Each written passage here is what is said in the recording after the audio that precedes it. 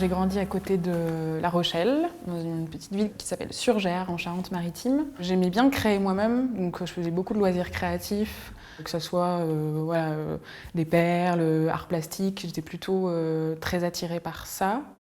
Alors une fois mon diplôme terminé, je suis partie en Haïti et j'ai travaillé au sein d'une ONG qui s'appelle Entrepreneurs du Monde. L'intérêt, c'était de financer des entreprises artisanales. Et puis après, j'ai décidé de partir pour un autre pays sous une autre forme d'engagement, un engagement un peu plus institutionnel auprès d'une région française, la région Aquitaine. J'ai voulu m'impliquer plutôt dans le secteur privé en Mauritanie et aider une entreprise qui évoluait dans le secteur de l'énergie solaire à Nouakchott.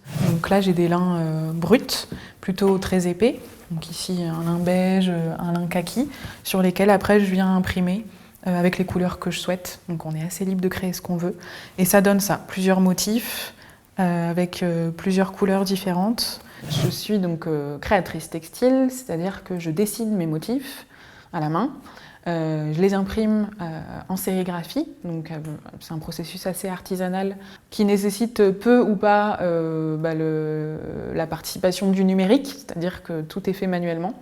Et puis après, avec ces tissus que j'ai créés, je fais soit des objets de tous les jours, que je couds moi-même à l'atelier, soit j'en fais des coupons de tissu, donc du tissu que les gens peuvent coudre eux-mêmes. Je travaille avec du lin biologique qui est tissé dans le sud de la Belgique, qui est cultivé en Normandie, et puis avec du coton biologique aussi pour les doublures, et puis je vais tendre petit à petit à de la récupération.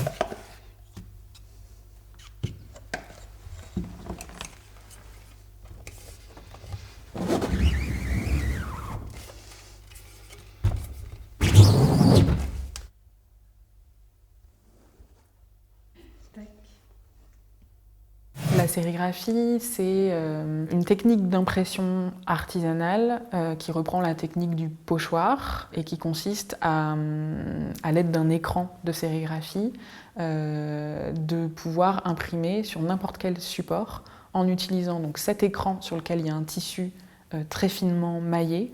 Donc utiliser cet écran entre l'encre qu'on va déposer et le tissu qu'on veut imprimer.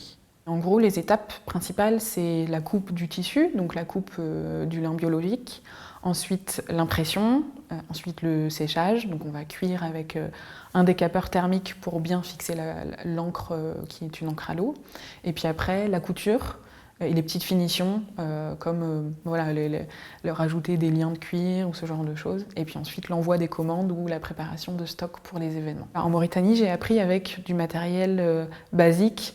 Et j'ai repris les techniques et même le matériel qu'utilisait le peintre sérigraphe qui m'a appris à sérigraphier.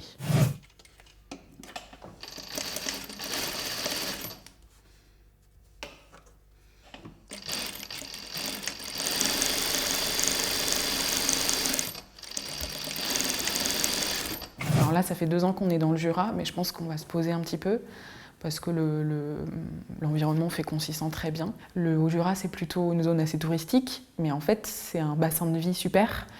C'est pas ce que tout le monde pense en premier, que ce soit le climat, le boulot, les gens. J'ai l'impression que c'était un peu comme un défi pour nous de se dire si on vivait là, comme à chaque nouvelle vie qu'on a entamée dans plein de pays, et en fait on y est très attaché parce que c'est un bassin de vie fait de plein d'opportunités.